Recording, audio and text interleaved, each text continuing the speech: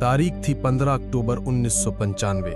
आसमान का राजा कहा जाने वाला double decker luxury plane Pan Am flight 6 अपने 70 यात्रियों और 7 क्रू मेंबर्स के साथ हवाई से सैन फ्रांसिस्को के लिए उड़ान भर चुका था। लोग अपनी सीटों पर आराम से बैठे थे। कोई किताब पढ़ रहा था, कोई खिड़की से बाहर प्रशांत महासागर की नीली चादर को देख रहा था, तो कोई अपने आने वाले कल के सपने बुन रहा था। लेकिन अचानक प्लेन के शांत माहौल में एक चीख गूंजी। 1 2 नहीं बल्कि 4 नकाबपोश लोग अपनी सीटों से उठे। उनके हाथों में हथियार थे। उन्होंने प्लेन को हाईजैक कर लिया था। यात्रियों की सांसें थम गईं। बच्चों का रोना और बड़ों की घबराहट से पूरा प्लेन गूंज उठा। ये खबर जैसे ही एटीसी तक पहुंची, धरती पर हड़कंप मच गया। रेस्क्यू मिशन की तैयारियां शुरू हो गईं, लेकिन इससे पहले कि कोई कुछ समझ पाता, ठीक 5 मिनट बाद पैन एम फ्लाइट 6 रडार से हमेशा के लिए गायब हो गई। इसके पीछे का कारण पहला तो हाईजैकर्स ने प्लेन का लोकेशन सिस्टम बंद कर दिया था, पर असली खतरा तो कुछ और ही था। एक ऐसा खतरा जिसे इंसान कंट्रोल नहीं कर सकता। प्लेन सीधा प्रशांत महासागर के सबसे बड़े और खतरनाक तूफान टाइफून के मुंह में जा चुका था। भयानक हवाएं प्लेन को किसी खिलौने की तरह उछाल रही थीं। पायलट अपनी पूरी ताकत से प्लेन को बचाने की कोशिश कर रहा था, पर अगले 2 घंटे तक प्लेन का कंट्रोल प्रकृति के हाथों में था। और 2 घंटों के इस जानलेवा संघर्ष के बाद प्लेन का एक इंजन फेल हो गया और इसके थोड़ी देर बाद दूसरा इंजन भी फेल हो गया। प्लेन आग के गोले की तरह सीधा समुद्र की ओर गिरने लगा। प्लेन समुद्र की सतह से टकराने ही वाला था कि कुछ लोगों ने हिम्मत दिखाई और हाईजैकरों को मार गिराते और टूटे हुए दरवाजे से ठंडे और अनजान समुद्र में छलांग लगा दी। प्लेन एक भयानक धमाके के साथ पानी में समा गया, लेकिन 60 लोग किसी तरह बच गए थे। उनके चारों तरफ मीलों तक सिर्फ और सिर्फ प्रशांत महासागर की डरावनी लहरें थीं। किस्मत से जहां प्लेन क्रैश हुआ था, उससे बस 100 मीटर की दूरी पर एक चट्टान समुद्र से बाहर निकली हुई थी। सबने अपनी बची कुची ताकत लगाकर उस चट्टान पर पनाह ली। भीगे हुए, कांपते हुए, डरे हुए वे 60 लोग उस छोटी सी चट्टान पर एक दूसरे से लिपटे हुए थे। उनके पास न तो कोई फोन था, न कोई सिग्नल, न कोई उम्मीद। प्लेन का मलबा भी गहरे पानी में डूब चुका था। तभी एक पैसेंजर को याद आया कि उसके बैग में एक दूरबीन थी जो किसी तरह उसके साथ बच गई थी। उसने कांपते हाथों से दूरबीन उठाई और चारों तरफ देखने लगा, और तभी उसे एक उम्मीद की किरण दिखी। लगभग आधा किलोमीटर दूर धुंध में लिपटा एक छोटा सा द्वीप। वो चिल्लाया, आइलैंड! वहां एक आइलैंड है। जो लोग तैरना जानते थे, उन्होंने एक पल भी नहीं गवाया। उन्होंने मौत के इस महासागर में फिर से छलांग लगा दी।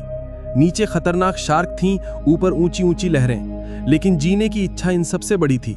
घंटों की मशक्कत के बाद सिर्फ 15-20 लोग ही उस द्वीप के रेतीले किनारे तक पहुंच पाए, बुरी तरह थके हुए लेकिन जिंदा। द्वीप पर पहुंचे लोगों ने एक पल भी आराम नहीं किया। उन्हें पता था कि चट्टान पर फंसे बाकी लोगों को यहां लाना होगा, वरना वे लहरों या भूख प्यास से मर जाएंगे। उन्होंने द्वीप पर पड़ी सूखी लकड़ियों और बेलों को इकट्ठा किया और किसी तरह एक काम चलाऊ बेड़ा बनाया।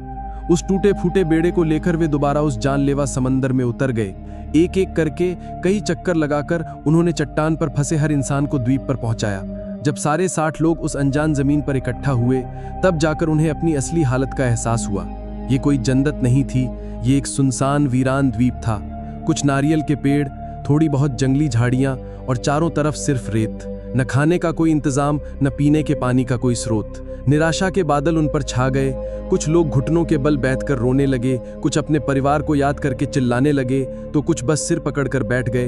यकीन नहीं कर पा रहे थे कि वे वाकई जिंदा हैं या ये कोई भयानक सपना है। इसी हताशा के बीच एक स्कूल टीचर मिस्टर डेविड आगे आए। उन्होंने बुलंद आवाज में कहा, दोस्तों, अगर हम घबरा गए तो हम सब मारे जाएंगे। हमें जीना है, एक दूसरे के लिए जीना है। उनकी आवाज में एक भरोसा था जिसने टूटे हुए लोगों में एक नई उम्मीद जगाई। सब संगठित हुए और घायलों की देखभाल शुरू की गई। अब सबसे बड़ी चुनौती थी भूख और प्यास। एक नौजवान माइकल हिम्मत करके नारियल के एक ऊंचे पेड़ पर चढ़ गया और कुछ नारियल तोड़कर लाया। वो कुछ नारियल 60 लोगों के लिए कुछ भी नहीं थे, लेकिन वो सिर्फ नारियल नहीं थे, वो उम्मीद की पहली खुराक थे। लोगों ने बारिश के पानी को चट्टानों के गड्ढों में इकट्ठा करना शुरू किया और उसे पीना शुरू किया। मिस्टर डेविड ने सबको छोटी छोटी टीमों में बांट दिया। एक टीम को द्वीप पर खाने लायक फल या जड़ें खोजने का काम मिला, तो दूसरी टीम को शेल्टर बनाने का। सबसे मुश्किल काम था मछली पकड़ने का। कुछ नौजवानों ने पेड़ों की नुकीली डालियों से भाले बनाए और घंटों समंदर के किनारे खड़े रहकर मछली पकड़ने की कोशिश करने लगे। कई नाकाम कोशिशों के बाद आखिरकार उन्होंने एक छोटी सी मछली पकड़ ही ली।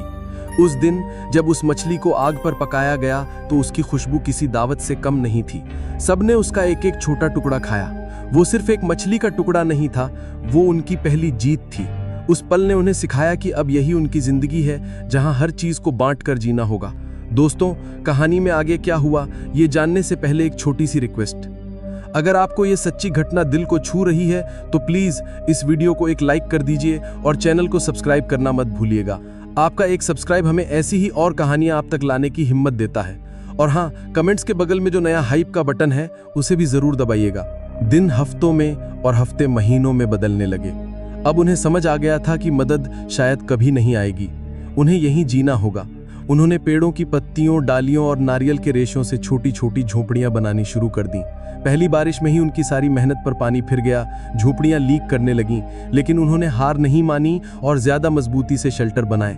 जरूरत ने उन्हें वो सब कुछ सिखा दिया जो उन्होंने कभी सोचा भी नहीं था। कुछ लोगों ने मछली को धुआं देकर सुखाना सीख लिया ताकि उसे लंबे समय तक बचाया जा सके। एक महिला जो नर्स थी, उसने जंगली पत्तों से छोटी मोटी चोटों और बीमारियों का इलाज करना सीख लिया। उन्होंने फैसला किया कि अगर यहाँ जीना है तो भविष्य के लिए सोचना होगा। उन्होंने नारियल के बीजों को द्वीप के चारों तरफ बोना शुरू किया, जंगली पौधों की कलमों को लगाना शुरू किया। उन्होंने समंदर के किनारे रेत पर नारियल के पेड़ों को गिराकर एक बहुत बड़ा हेल्प लिखा, इस उम्मीद में कि शायद कोई हवाई जहाज इसे देख ले। एक दिन दूर आसमान में एक जहाज दिखा भी। सब पागलों की तरह चिल्लाए, आग जलाकर धुआं किया, लेकिन जहाज ने उन्हें नहीं देखा और गुजर गया। उस दिन कई लोगों की उम्मीद पूरी तरह टूट गई। शुरुआती 2-3 महीने सबसे कठिन थे। अनजान द्वीप का माहौल, खाने की कमी और साफ पानी न होने की वजह से बीमारियां फैलने लगीं। निराशा और अकेलेपन ने कई लोगों को मानसिक रूप से तोड़ दिया। एक एक करके 10 लोगों ने दम तोड़ दिया। हर मौत उनके लिए एक गहरा सदमा होती। वे अपने साथी को अपने हाथों से रेत में दफनाते और असहाय होकर रोते।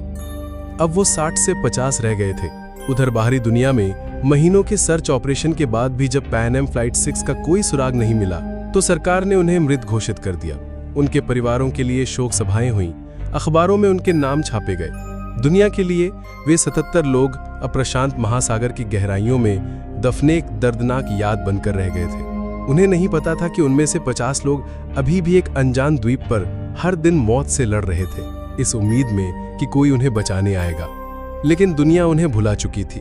ये उनके संघर्ष का सबसे काला अध्याय था, जब उन्हें लगा कि वे अब हमेशा के लिए यहीं फंस गए हैं। 2 साल बीत चुकी थे, जिंदगी अब एक ढर्रे पर आ गई थी। उन्होंने जीना सीख लिया था। और फिर उस वीरान द्वीप पर एक चमत्कार हुआ। एक महिला ने एक स्वस्थ बच्ची को जन्म दिया। उस बच्ची की पहली किलकारी ने पूरे द्वीप के माहौल को बदल दिया। जहां अब तक सिर्फ मौत और निराशा थी, वहां अब जिंदगी का संगीत गूंज रहा था। हर कोई उस नन्ही जान को देखने आया। उनकी आंखों में आंसू थे, लेकिन इस बार ये आंसू खुशी के थे। उस बच्ची ने सबको जीने की एक नई वजह दे दी। वो सिर्फ एक बच्ची नहीं थी, वो इस बात का सबूत थी कि सबसे मुश्किल हालातों में भी जिंदगी हार नहीं मानती। वो उनकी उम्मीद की नई मशाल थी। लोगों ने उस दिन को एक त्योहार की तरह मनाया, क्योंकि 2 साल बाद मौत पर जिंदगी की जीत हुई थी। अब उन्हें सिर्फ खुद के लिए नहीं, बल्कि इस नई पीढ़ी के लिए भी जीना था और इस द्वीप को एक बेहतर जगह बनाना था। देखते देखते 10 साल गुजर गए। द्वीप पर अब जिंदगी का एक सिस्टम बन चुका था। मिस्टर डेविड ने बच्चों के लिए एक छोटा सा स्कूल खोल दिया था, जहां वे उन्हें पढ़ना, लिखना और दुनिया के बारे में बताते थे। उस दुनिया के बारे में जिसे इन बच्चों ने कभी देखा ही नहीं था। सबने अपने अपने काम बांट लिए थे। कुछ लोग मछली पकड़ते, कुछ खेती करते, कुछ बच्चों की देखभाल करते। उन्होंने अपने मनोबल को बनाए रखने के लिए प्लेन क्रैश की बरसी को सर्वाइवल डे के रूप में मनाना शुरू कर दिया। उस दिन वे गाना गाते, कहानियां सुनाते और उन साथियों को याद करते जो अब उनके साथ नहीं थे। इन 10 सालों में द्वीप पर 5 और बच्चों का जन्म हुआ, लेकिन इस दौरान बीमारियों और हादसों में 7 और बड़े लोग अपनी जान गंवा चुके थे। अब द्वीप की कुल आबादी बच्चों को मिलाकर 48 थी। एक दिन फिर वही हुआ। आसमान में एक प्लेन की गूंज सुनाई दी। सब फिर से दौड़े, फिर से चिल्लाए, लेकिन नतीजा वही रहा। प्लेन उन्हें बिना देखे गुजर गया। बार बार मिलती निराशा ने अब उन्हें तोड़ना बंद कर दिया था। शायद उन्होंने इसे ही अपनी किस्मत मान लिया था। पूरे 13 साल बीत चुके थे। जो बच्चे द्वीप पर पैदा हुए थे वे अब किशोर हो चुके थे। उनके लिए यही दुनिया थी, यही घर था। जो बड़े थे वे अब बूढ़े हो चले थे उनके चेहरे पर संघर्ष की लकीरें साफ दिखती थीं। फिर एक सुबह एक ऐसी आवाज सुनाई दी जिन्होंने 13 सालों में नहीं सुनी थी। एक बड़े जहाज के हॉर्न की आवाज। पहले तो उन्हें यकीन ही नहीं हुआ। उन्हें लगा कि यह भी उनका कोई वहम है। लेकिन जब आवाज दोबारा आई तो सब पागलों की तरह समंदर के किनारे की ओर भागे। उन्होंने अपनी पूरी ताकत से आग जलाई, चिल्लाए, हाथ हिलाए। उनकी आंखों में एक आखिरी उम्मीद की चमक थी। और इस बार चमत्कार हुआ। जहाज ने उन्हें देख लिया था। जहाज रुका और उनसे कुछ दूर लंगर डाल दिया। उस पल को शब्दों में बयां नहीं किया जा सकता। 48 लोग एक दूसरे को पकड़कर रो रहे थे, हंस रहे थे, चिल्ला रहे थे। 13 साल का लंबा भयानक इंतजार खत्म हो गया था। जब रेस्क्यू टीम नाव से द्वीप पर पहुंची तो उनकी आंखों में भी आंसू थे। वे उन लोगों को देख रहे थे जिन्हें दुनिया मरा हुआ मान चुकी थी। जब वे 48 लोग वापस शहर लौटे तो दुनिया हैरान रह गई। वे अब पहले जैसे इंसान नहीं थे। शहर की चकाचौंध, गाड़ियां, इमारतें, सब कुछ उन्हें अजीब लग रहा था। उनकी कहानी किसी को भी यकीन नहीं हो रही थी जब तक कि एक सर्वाइवर की डायरी सामने नहीं आई। उस डायरी में 13 साल का हर एक दिन, हर एक संघर्ष और हर एक मौत और हर एक जन का हिसाब लिखा हुआ था। जब मीडिया ने उस डायरी के पन्नों को दुनिया के सामने रखा तो हर कोई रो पड़ा। ये इंसान के हौसले, हिम्मत और जीने की जिद की एक अविश्वसनीय दास्तां थी। इस सच्ची घटना पर बाद में एक किताब भी लिखी गई जिसका नाम था the lost survivors of flight 6, 13 years on the island. ये कहानी आज भी हमें सिखाती है कि उम्मीद की एक छोटी सी किरण भी सबसे घने अंधेरे को चीर सकती है और इंसान का हौसला हर मुश्किल से बड़ा होता है। दोस्तों, आपको इन 48 सर्वाइवर्स की ये दिल दहला देने वाली कहानी कैसी लगी? क्या आप कल्पना कर सकते हैं कि 13 साल एक वीरान द्वीप पर बिताना कैसा होता होगा? अपनी राय नीचे कमेंट्स में जरूर बताइएगा। आपके कमेंट्स पढ़ के हमें बहुत अच्छा लगता है।